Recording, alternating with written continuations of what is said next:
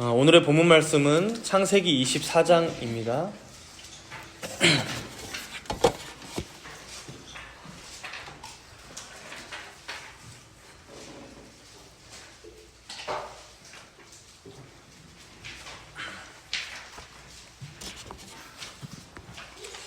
창세기 24장이 참 긴데요. 67절까지 있는데 봉독은 1절에서 12절까지만 봉독하도록 하겠습니다. 봉독합니다. 아브라함이 나이가 많아 늙었고 여호와께서 그에게 범사의 복을 주셨더라. 아브라함이 자기 집 모든 소유를 맡은 늙은 종에게 이르되 청하건대 내 허벅지 밑에 내 손을 넣으라. 내가 너에게 하늘의 하나님 땅의 하나님이신 여호와를 가리켜 맹세하게 하노니 너는 내가 거주하는 이 지방 가나안 족속의 딸 중에서 내 아들을 위하여 아내를 택하지 말고 내 고향 내 족속에게로 가서 내 아들 이삭을 위하여 아내를 택하라. 종이 이르되 여자가 나를 따라 이 땅으로 오려고 하지 아니하거든 내가 주인의 아들을 주인이 나오신 땅으로 인도하여 돌아가리이까. 아브라함이 그에게 이르되 내 아들을 그리로 데리고 돌아가지 아니하도록 하라. 하늘의 하나님 여호와께서 나를 내 아버지의 집과 내 고향 땅에서 떠나게 하시고 내게 말씀하시며 내게 맹세하여 이르시기를 이 땅을 내 씨에게 주리라 하셨으니 그가 그 사자를 너보다 앞서 보내실지라.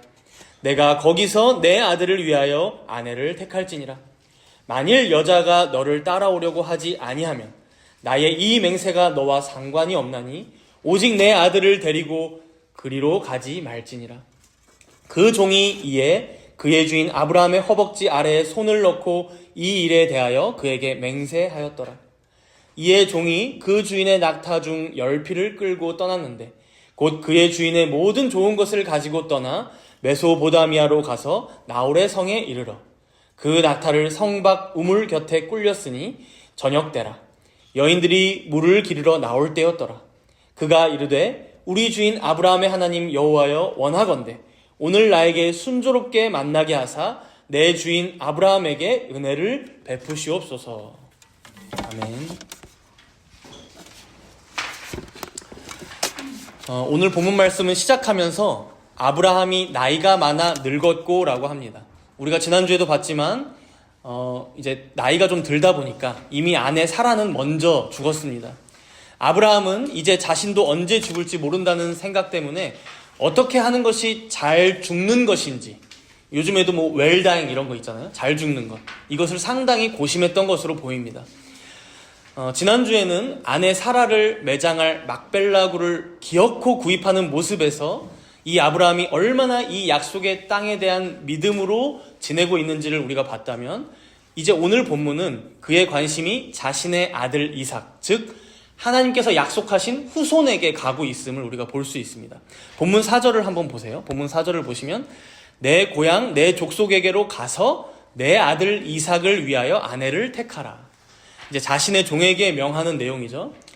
오늘 본문 정도의 시점이면 아브라함이 늙었다라고 하는데 거의 정확히 보자면 아브라함이 한 140세 정도 되는 나이입니다. 그럼 여러분 이삭이 몇 살이 되었을까요? 40살이죠. 저랑 거의 동갑으로 보여요. 그런데 아직 아내가 없었던 거죠. 그러니 이제 아브라함 입장에서 어떻습니까? 약속의 땅에 대한 것은 이제 막벨라구를 구매하는 것으로 조금 안심을 할 수 있다면, 분명히 하나님께서 한편으로는 자신에게 약속의 자녀를 주시겠다 했고 이 이삭을 실제로 태어나게 하셨는데 나이가 40이 되도록 짝을 구하지 못한 거예요. 아직도 혼자인 거죠. 그럼 이제 대가 끊기잖아요. 여러분 이런 걸 통해서도 우리가 볼 수 있지만 사람의 걱정은 끝나지가 않아요. 죽을 때까지. 그렇죠? 100살이 될 때까지는 자식 하나만 있었으면 하면서 평생을 지냈다면 이제 자녀가 너무 감사하게 태어났는데 쭉 자랐는데 또 결혼시킬 만한 마땅한 처자가 없네. 이게 여러분들 부모님들의 다 걱정이셨잖아요. 그렇죠? 여러분들 홍기가 찼을 때. 근데 좀 여기서 의아하긴 합니다. 본문 1절에 보시면 아브라함이 나이가 많아 늙었는데 여호와께서 그에게 범사의 복을 주셨다. 그러니까 복을 주셨다는 말씀을 일부러 한 번 더 하시면서 이것은 약간 당연히 영적인 복이지만 먼저는 여기서 한 번 더 특별하게 언급하고 있는 것은 이제 외적인, 물질적인 복을 받았던 것 같아요. 그러니까 원래도 아브라함이 부나 세력이 없지 않았는데 더 여러 면에서 막벨라구를 구매한 이후에는 더 여러 면에서 아브라함을 한 가문의 족장으로 세워주셨던 것 같아요. 그럼 우리가 생각해 볼 수 있죠. 그런 아브라함의 독자 이삭이잖아요. 그럼 왜 이런 이삭이 지금까지 결혼을 하지 못했을까? 그렇지 못할 만한 조건이 없는 것 같은데, 거기다 어머니 사라가 돌아가시기 전에 한 3년 전의 얘기거든요. 그러면은 결혼한 모습도 보여드리면 더 좋고, 그렇죠? 그리고 이젠 아버지도 많이 노쇠하셨고, 그럼 적당히 주변 땅에 둘러보면 얼마나 그 가나안 땅에 아름다운 이제 여인들이 많았겠어요. 그래서 그 중에 괜찮은 사람, 그리고 가장 괜찮은 이제 본인들의 기준에 괜찮은 가문과 결혼을 하면 됐을 것 같은데, 이제 여기서 우리가 중요한 내용 하나를 발견하게 됩니다.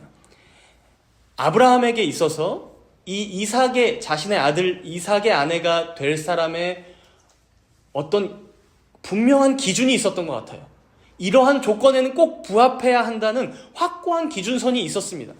그래서 이 기준이 오늘 본문에 보면 두 가지로 제시되고 있어요. 먼저 첫 번째는 3절과 4절에 나옵니다. 우리 3절과 4절을 함께 읽어보겠습니다. 본문 3절과 4절입니다. 내가 너에게 하늘의 하나님, 땅의 하나님이신 여호와를 가리켜 맹세하게 하노니 너는 내가 거주하는 이 지방 가나안 족속의 딸 중에서 내 아들을 위하여 아내를 택하지 말고 내 고향 내 족속에게로 가서 내 아들 이삭을 위하여 아내를 택하라.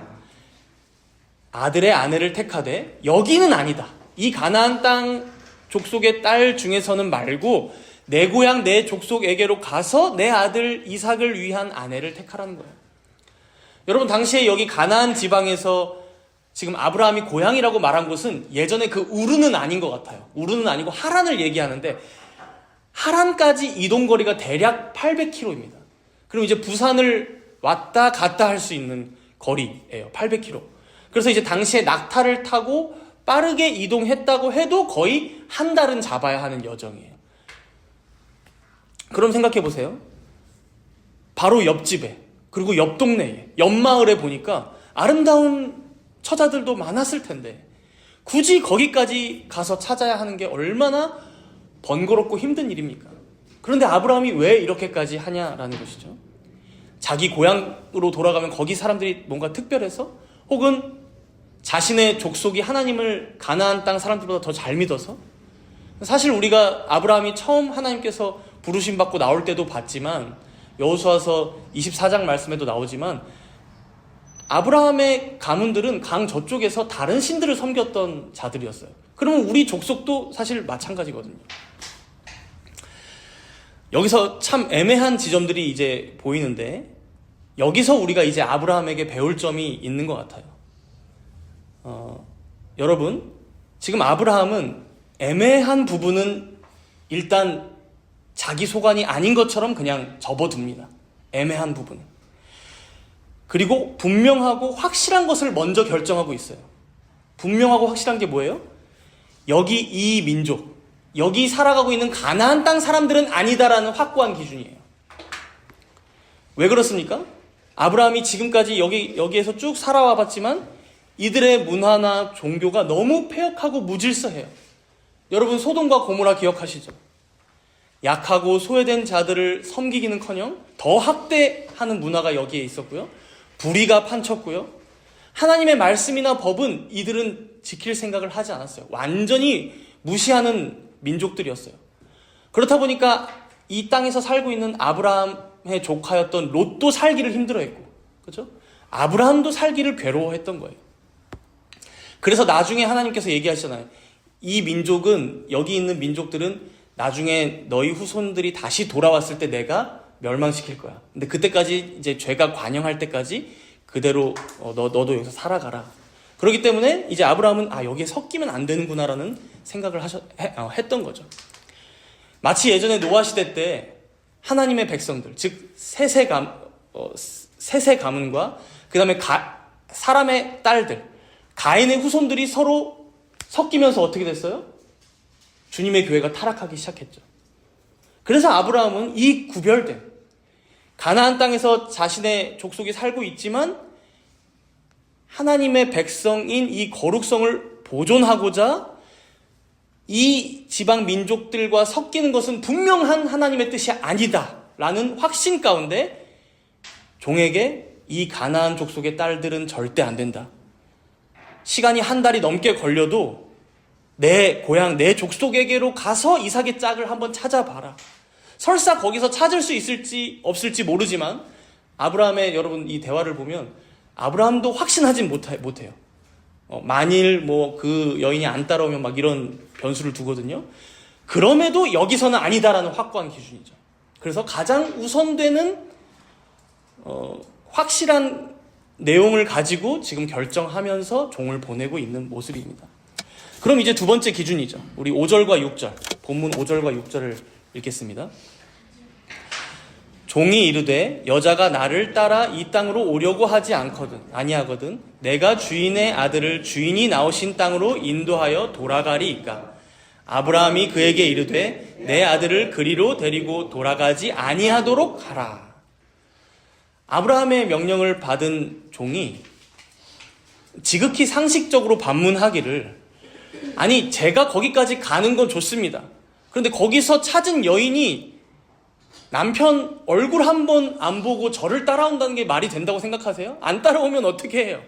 그러면 그때는 다시 당신의 아들인 이삭을 데리고 내 고향, 내 족속에게로 돌아가서 거기서 결혼을 시킬까요? 라고 물어보는 거죠. 근데 이 질문에 대한 아브라함의 대답이 어때요? 단호합니다. 내 아들을 그리로 데리고 돌아가지 아니하도록 하라. 어떤 기준일까요? 이 기준은? 이 약속의 땅을 떠나서는 안 된다라는 것이죠. 왜요? 하나님께서 약속하신 게 있는 거예요. 그렇죠? 그래서 여러분, 아브라함의 이 두 가지 기준, 가나안 족속의 딸 중에서는 안 되고, 그리고 이 땅을 떠나서도 안 된다라는 이 확고한 기준, 이것을 사실 지금의 우리들에게 바로 가져와서 적용할 수는 없을 거예요. 지금 이 사건은 이제 하나님의 크신 구속 역사의 일부분이고, 또 아브라함이 이렇게 하는 데에는 마치 막벨라구를 구매한 것과 같은, 엄청난 대가를 치르고서라도 그 땅을 구매한 것과 같은 가치 있는 일을 지금 추진하고 있다라고 볼 수 있습니다. 그럼에도 이 내용을 우리에게 가져와서 어떻게 적용해 볼 수 있을까요?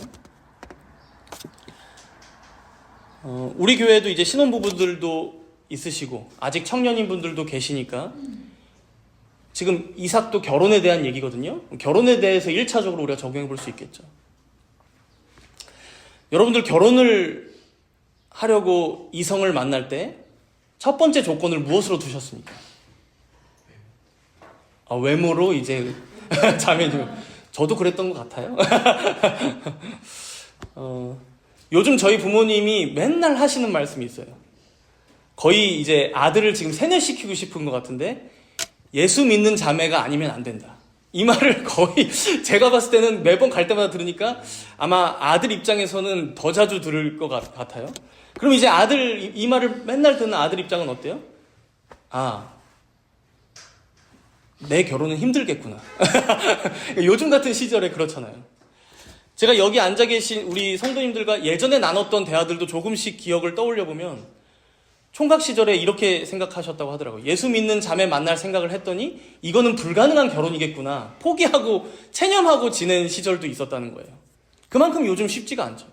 어떤 형제님은 나한테는 자매를 만날 때 이러저러한 기준이 있는데 이게 이제 세속적인 기준 말고 외모, 키, 재력 이런 거 말고 정말 오늘 아브라함이 보여주다시피 이런 중요한 신앙적인 기준들이요.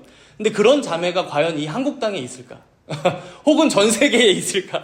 이런 이제 한숨 섞인 말을 주고받기도 했던 것 같아요. 그런데 여러분 지금 보세요. 도저히 힘들 것 같다고 생각했던 그 짝을 여러분들 다 만나신 분들이에요.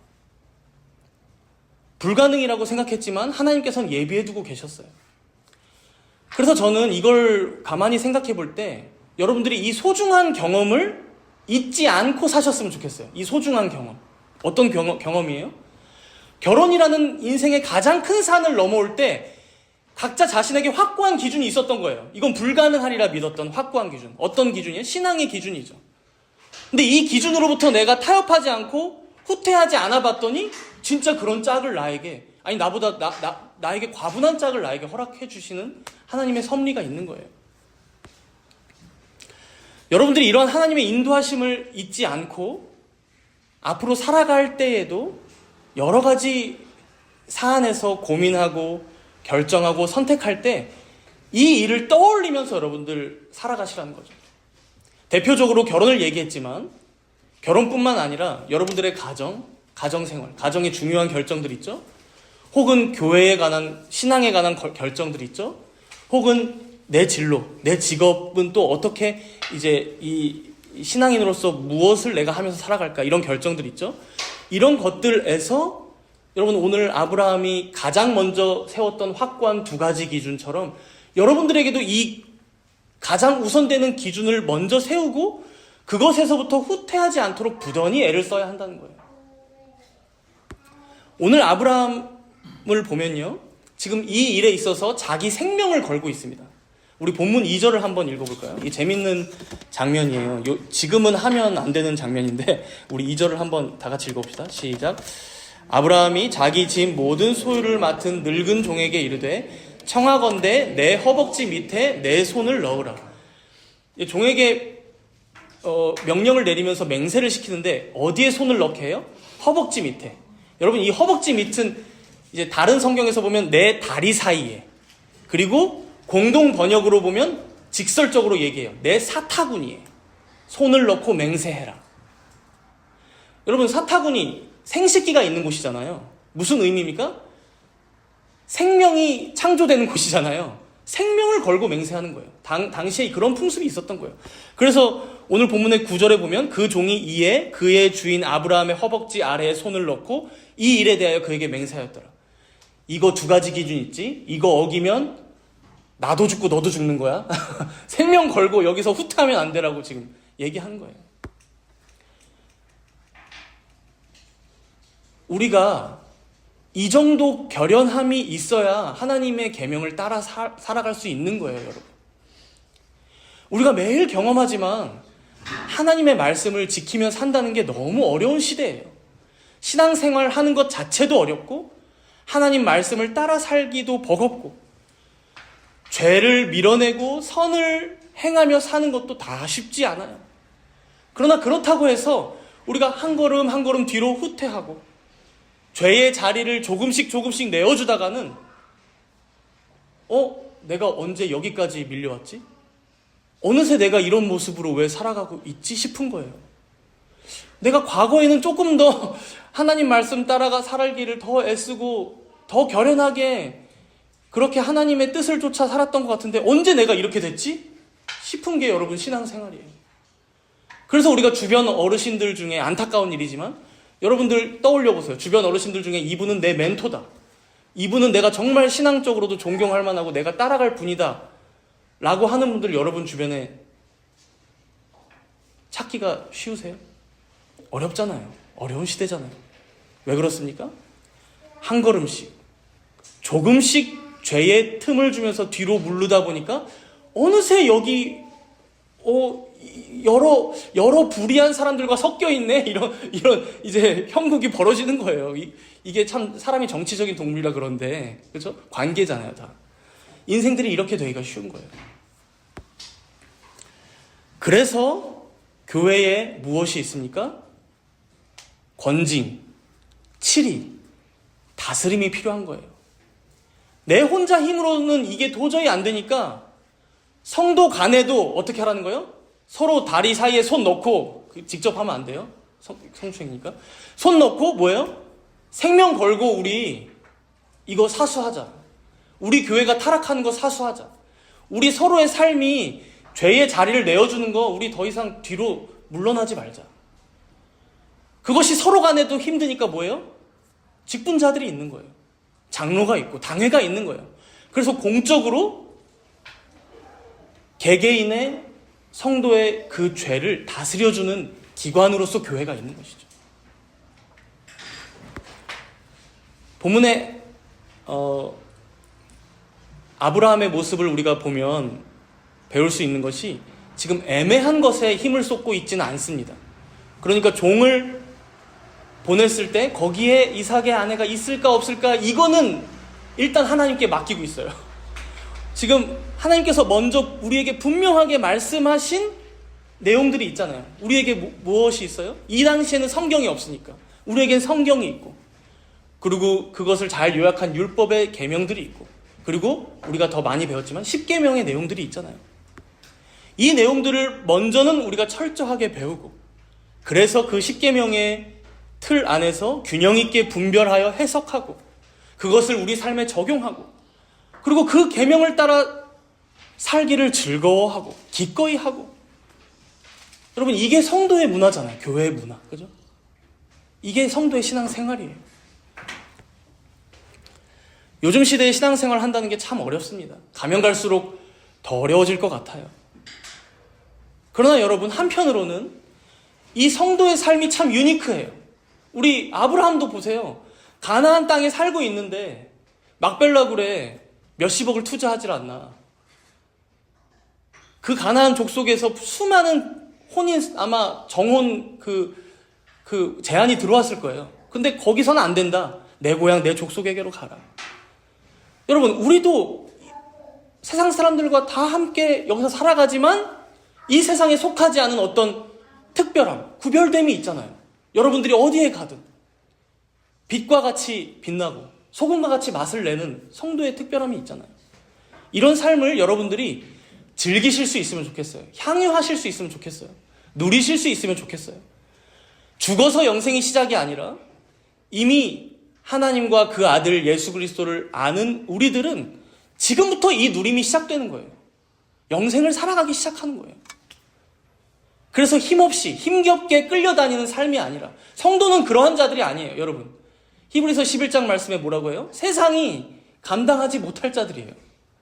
도저히 수용을 못해요. 그래서 어떻게 합니까? 죽이든 외면하든 둘 중에 하나 하는 거예요. 역사 봤잖아요, 우리가. 오늘 본문의 아브라함은 분명히 이러한 믿음이 있었습니다. 우리 본문 7절을 함께 읽어볼까요? 본문 7절.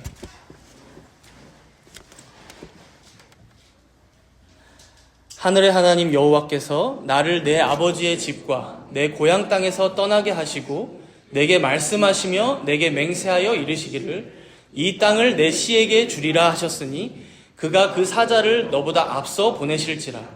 내가 거기서 내 아들을 위하여 아내를 택할지라. 우리가 이제 이후에 이삭의 아내가 리브가가 되는 걸 알고 있어요. 그러나 이때 아브라함은 전혀 몰라요. 그럼에도 어떤 믿음이 있습니까? 하늘의 하나님께서 나를 고향 땅에서 여기까지 부르셨고, 또 약속대로 자녀를 주셨고 땅도 갖게 하신 것처럼 이제 이 독자 이삭의 아내 또한 하나님께서 미리 예비해 두셨을 거야. 너보다 앞서서 사자를 보내실 거야. 넌 거기 가기만 하면 돼. 그러니까 우리는, 여러분, 사실 신앙생활이 우리가 믿는 확고한 기준 몇 가지를 정하고 그것으로 살아가면 여러분 자유합니다. 오히려. 왜? 그 뒤는 하나님께 맡기니까. 그죠? 그래서 우리에게도 이런 하나님을 향한 신뢰가 있어야 합니다.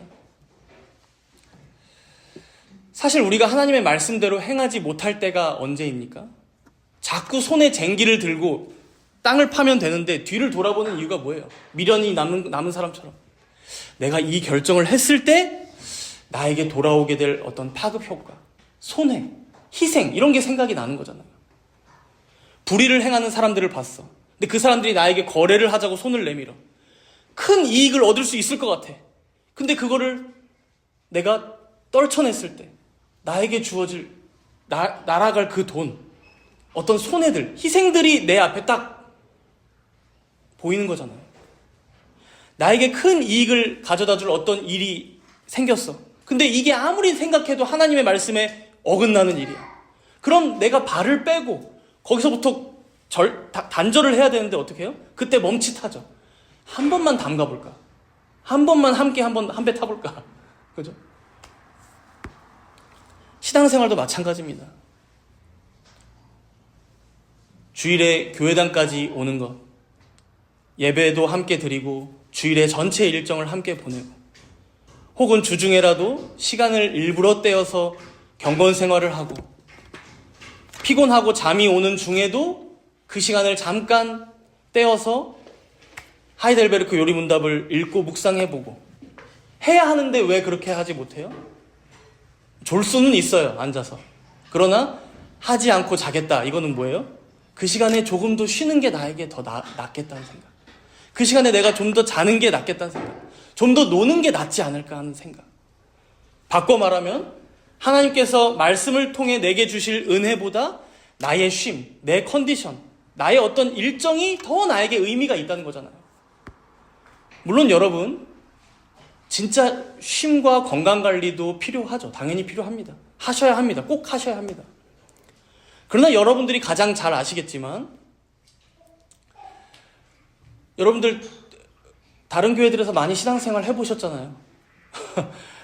제가 생각하기에 저희 교회는 그 교회들과 비교했을 때 여러분들에게 어떤 무리가 될 만큼 신앙생활을 요구한 적은 한 번도 없었던 것 같아요. 그렇다면 최대한 교회가 권면하고 지도하는 이 신앙생활에 여러분의 시간을 투자해서 그렇게 성경을 읽고 요리문답을 묵상하고 주일에 예배에 참여하고 주일에 여러 교육들에 최선을 다하고, 혹은 최소한 교회에서 전해지는 말씀이 창세기니까 야, 내가 창세기 24장까지 지금 반이 왔는데 50장까지거든요. 거의 반이 왔는데 별로 남는 게 없네. 별로 생각나는 게 딱히 없네. 그러면 한 번 더 들여다보고 읽으면서 정리도 해보고, 그런 모습이 우리에게 있어야 되잖아요. 이런 과정이 필요한 이유가 무엇입니까? 여러분, 신자에게 세상이 살아가기가 계속 힘든 이유는 그 신자 안에 있는 진리의 기반이 확고하지 못해서일 때가 많아요. 내 자신도 이렇게 사는 게 맞을까, 저렇게 사는 게 맞을까, 갈대처럼 매 순간 매 사건에서 흔들리니까 넘어질 때가 많다고요. 그러면 어떻게 해야 돼요? 성경을 알아야, 교리를 알아야, 혹은 교회사를 알아야 세계를 보는 관점이 생기고 내 인생을 어떻게 설계해 나갈지를 건설적으로 생각해 보고, 그럴 때에 작은 일들은 작게 지나가는 거예요. 큰 일이 와도 의연하게 대처할 수 있는 거예요. 물론 그런 중에도 어려운 일들이 많을 수 있지만 그것은 이제 우리가 또 함께 위로하고 응원해가며 극복해 나가야 할 일들이겠죠. 결국 우리 안에 여러분, 신자라면 이 기반이 바로 서야 한다는 거예요. 그러려면 여러분 어쩔 수 없어요. 지식이 필요합니다. 하나님을 아는 지식, 성경을 아는 지식, 역사를 볼 줄 아는 눈.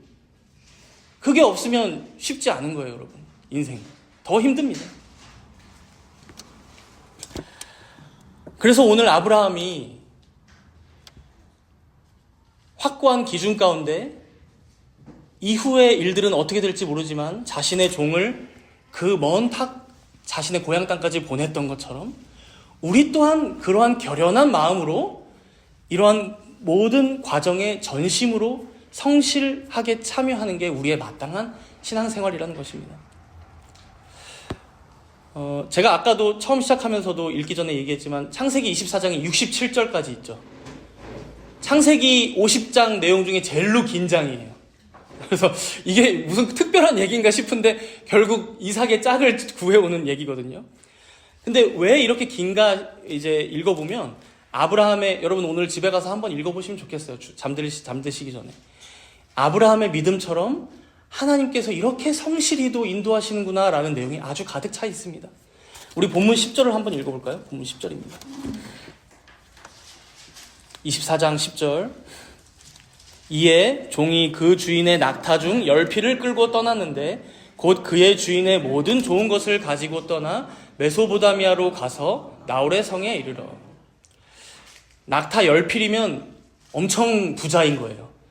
지금으로 보자면 막 리무진급은 아닌데 세단 10개, 뭐 SUV 좋은 거 GV80 이런 거 한 10대 끌고 온 느낌이에요.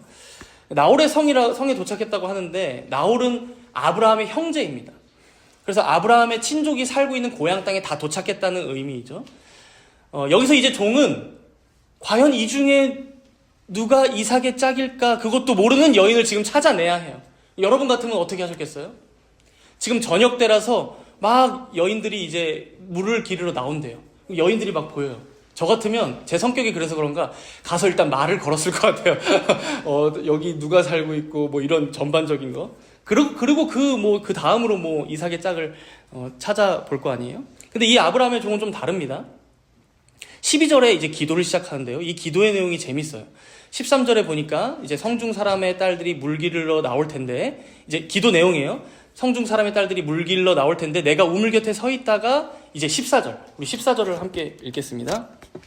한 소녀에게 이르기를 청하건대 너는 물동이를 기울여 나로 마시게 하리니 그의 대답이 마시라. 내가 당신의 낙타에게도 마시게 하리라 하면 그는 주께서 주의 종 이삭을 위하여 정하신 자라. 이로 말미암아 주께서 내 주인에게 은혜 베푸심을 내가 알겠나이다. 이 종이 뭘 구합니까? 하나님께서 예비하신 이삭의 짝이 누군지 알 수 있는 표지를 보여달라고 얘기하죠. 여러분 이런 기도 해보신 적 없으세요? 예를 들어서 회사에 면접을 넣었어. 저희 예전에 그랬던 것 같아요. 이제 부교육자실에 교회에 서류를 넣었어. 가장 먼저 연락 오는 곳이 하나님의 뜻인 줄 알고 이제 가겠습니다 하고 이제 기도하며 기다리는 거죠. 근데 지금 이런 내용은 아닙니다. 칼뱅 목사님도 이 기도의 내용을 가지고 이게 기도의 참된 법칙은 아니다. 이런 태도는 사실 부적당하다라고 이제 얘기해요. 뭔가 걸어놓고 이거 해주면 이렇게 하겠습니다. 저거 해주면 저렇게 하겠습니다. 이거는 그렇게 이제 건전하진 않다고 가르쳐요. 그래서 우리가 이 기도를 통해서는 이런 표지를 구하는 기도를 배우자라기보다는 이 종이 지금 표지로 구하고 있는 내용이 뭔지를 보는 게 중요할 것 같아요. 표지로 구하고 있는 내용이 뭔지. 어떻게 기도하고 있어요?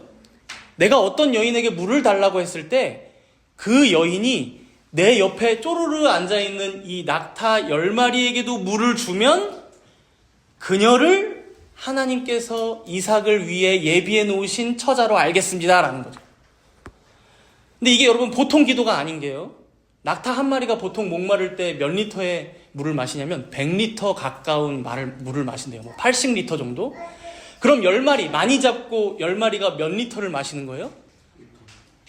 그렇죠. 1000리터, 1000kg, 1톤의 물을 마시는 거예요. 그래서 여러분 여기 중동의 우물은 또 우리나라의 우물 이런 거 이렇게 물 깃는 이게 줄 다리게 해서 떠올리는 우물이 아니라 계단처럼 내려가서 물을 퍼다 올리는 우물이에요. 그러니까 정말 수십 번을 왔다 갔다 했을 수도 있는 거죠. 그럼 생각해 보십시오. 이 일을 아무나 선뜻 하겠다고 했을까요? 보통의 여인들은 아마 엄두도 내지 않았을 거예요. 하지도 않죠. 근데 리브가는 어떻게 합니까? 우리 17절을 한번 보세요. 제가 읽겠습니다. 17절부터 종이 마주 달려가서 이르되 청하건대 내 물동이의 물을 내게 조금 마시게 하라. 그가 이르되 내 주여 마시소서. 이제 마시라고 하죠. 급히 그 물동이를 손에 내려 마시게 하고 마시게 하기를 다하고 이르되 당신의 낙타를 위하여서도 물을 길어 그것들도 배불리 마시게 하리이다 하고 급히 물동이의 물을 구유에 붓고 다시 기르려고 우물로 달려가서 모든 낙타를 위하여 기는지라. 급히 우물로 달려가서 낙타를 위하여서도 막 헌신하는 모습이 보여주죠. 그러니까 낙타들도 조금 혀에 물 한 방울 축일 수 있게 해줄게요. 이 정도가 아니라 배불리 마시겠다라고 하고 그 말대로 급히 또 달려가서 모든 낙타를 위해 물을 길어요. 그래서 이 부분에서요. 이제 리브가에게 새롭게 붙는 별명이 하나가 있어요. 뭐냐면 여자 아브라함이라는 별명이 붙어요. 여러분 기억나십니까? 예전에 하나님과 사자들 3명이 이제 아브라함에게 찾아오죠. 그러자 아브라함은 그가 하나님이신지 하나님의 사자이신지 그것도 모르고 어떻게 해요? 마치 왕에게 수라상 바치듯이 엄청난 양의 그 진귀한 음식들을 이제 사라의 도움이 있었죠. 막 밀가루 반죽을 막 2포대, 막 3포대 해가지고 막 그걸 내놓고 하잖아요. 지금 보면 종은 바로 이 부분을 살펴보고자 하나님께 이렇게 기도를 드렸던 것 같아요. 한 번도 본 적 없던 나그네인 자신을 그리고 내 낙타 10마리까지 물을 챙겨주는 여인이라면 바로 그녀가 내 주인의 아들, 이 이삭의 아내가 될 만큼 하나님의 말씀에 부합한 사람이다. 그리고 그렇게 하나님의 어떤 백성의 모습처럼 살아가고 있는 여인일 것임을 이 종은 믿음으로 기도했던 거예요.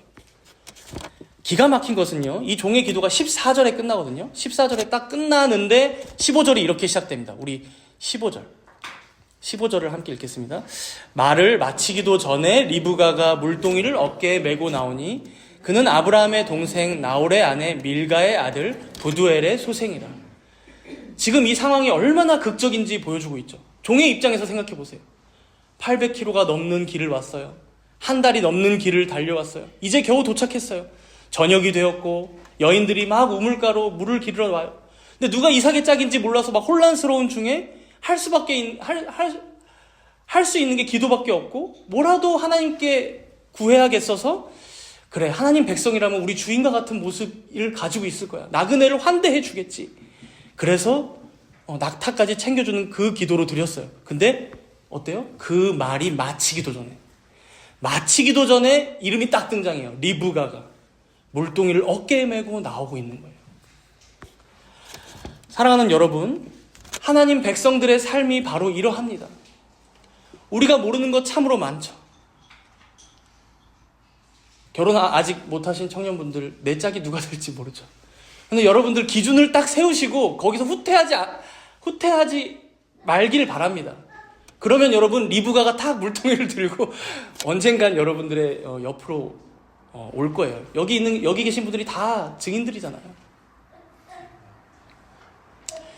아브라함도 고향 땅에 종을 보내면서도 모르지만 뭐예요? 이 기준대로 여기선 안 되고, 그리고 아들이 저기 가서도 안 돼.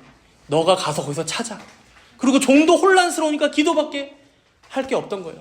그러나 아브라함도 종도 가장 중요한 기준, 하나님 백성으로서 지켜야 할 그 최소한의 선에서는 물러나지 않고 하나님께서 나타내신 뜻 안에서 이삭의 아내를 찾자 그 아내를 하나님께서 만나게 하셨다는 거예요.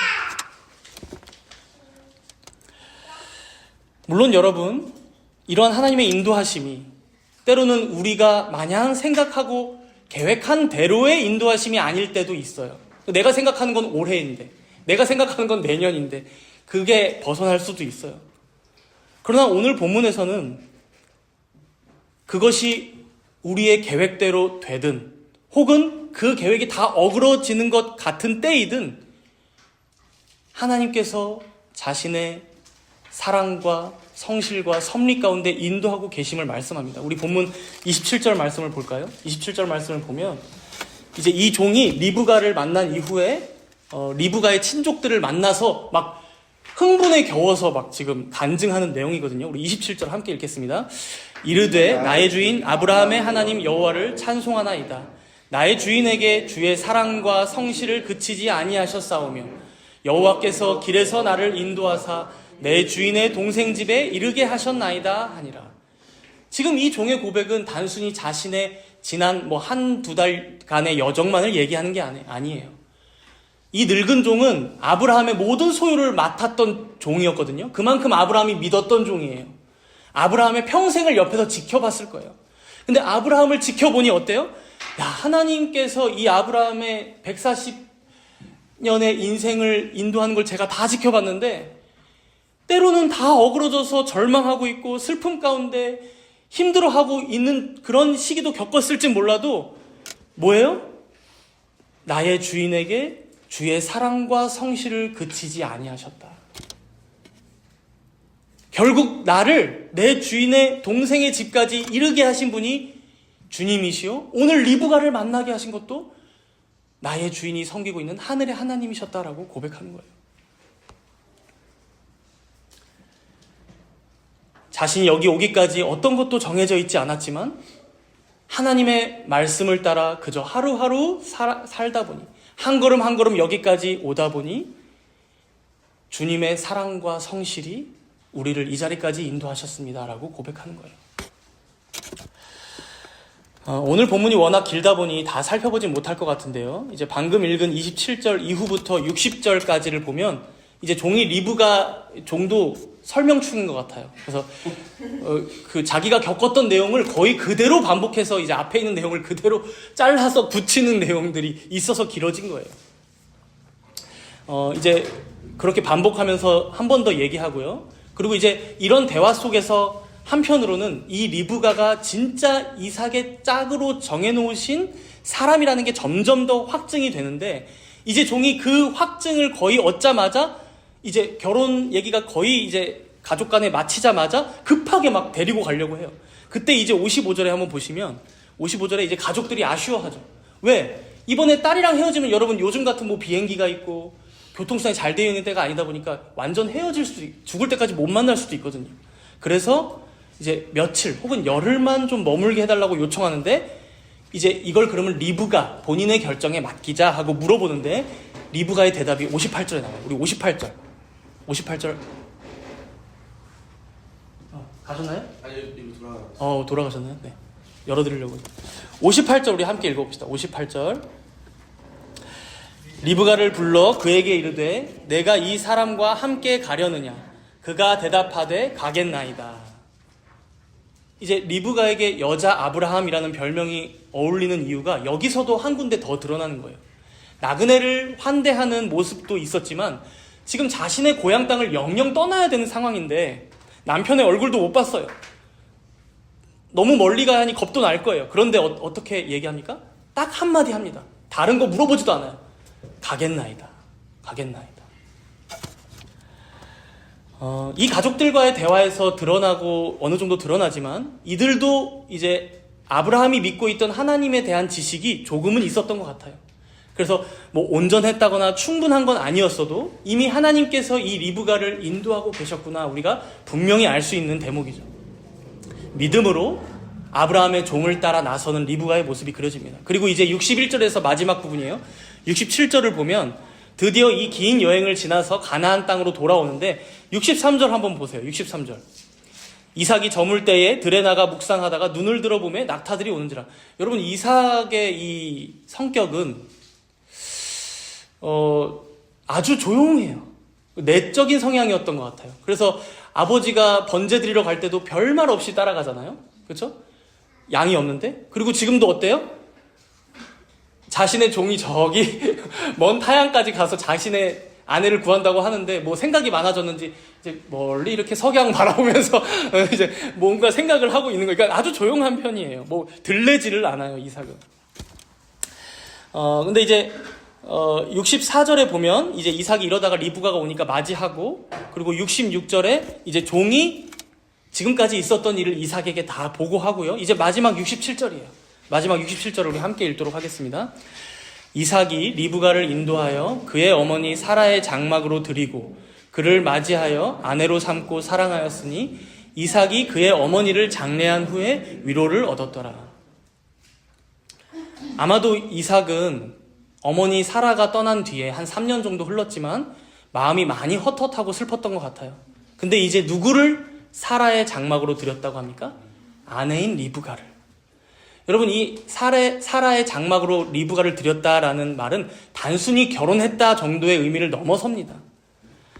하나님께서 아브라함에게 약속하신 대로 이삭을 주셨던 것처럼 이제는 열국의 어머니인 사라가 죽었지만 그 자리를 대신하여 리브가를 통해 하나님의 약속이 이어가게 하실 것이다 라는 그 의미를 여기서는 보여줍니다. 완성이죠. 무엇인가 비어 있었던 자리가 리브가로 채움이 되고 있는 장면이죠.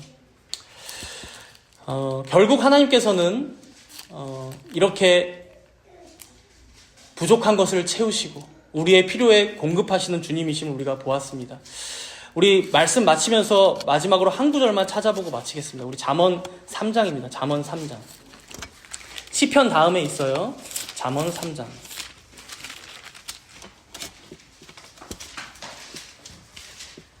구약성경 913페이지에 있습니다. 잠언 3장 5절과 6절 말씀인데 오늘 본문의 내용들을 딱 요약해주는 말씀인 것 같아요. 우리 잠언 3장 5절과 6절 함께 읽습니다.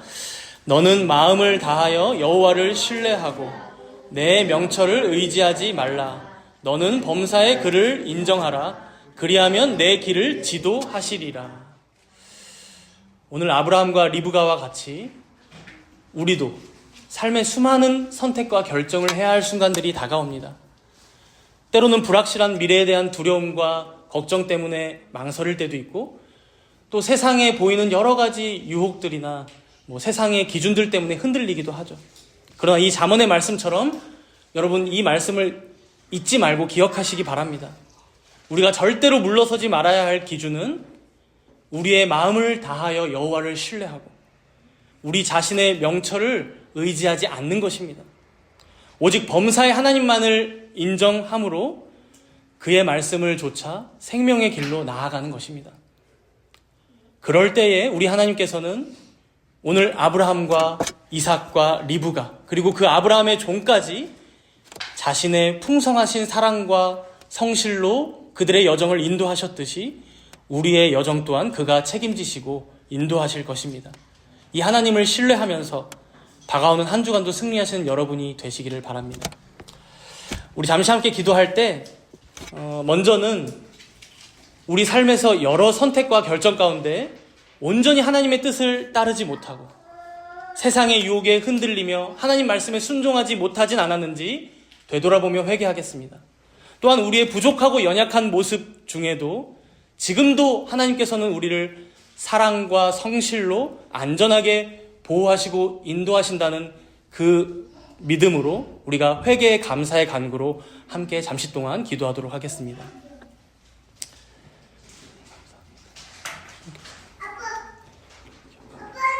특별히 우리 성도님께 성도들과 주님의 은혜가 풍성하게 기도합니다. 주여, 아브라함과 또한 종과 리브가 그랬던 것처럼 우리가 확고한 그 신앙의 기준선으로부터 물러서지 않는 자들 되게 하여 주시옵소서.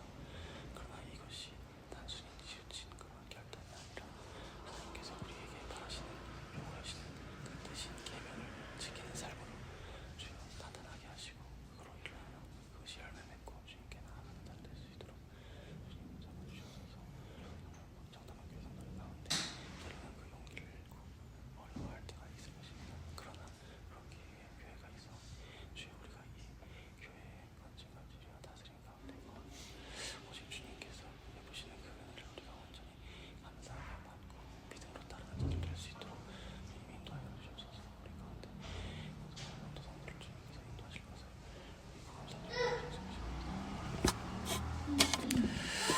사랑의 하나님, 오늘 아브라함의 믿음을 통해 하나님을 믿고 따르는 삶이 무엇인지 깨닫게 하시니 감사를 드립니다. 세상의 기준이 흔들리지 않고 오직 하나님의 뜻을 따라 살아가는 지혜를 우리 모두에게 허락하여 주시옵소서. 때로는 손해보는 것 같고 희생해야 하는 것 같더라도 하나님의 약속을 굳게 붙들고 언제나 믿음 가운데 순종하는 우리들이 되게 하여 주시옵소서. 우리의 삶을 인도하시는 하나님의 성실과 사랑과 그 풍성하신 섭리의 은혜를 신뢰함으로 주님께서 예비하신 가장 선한 길을 따라 기쁨으로 즐거움으로 나아가게 하여 주시옵소서. 감사드리오며 우리 주 예수 그리스도의 이름으로 기도드리옵나이다. 아멘.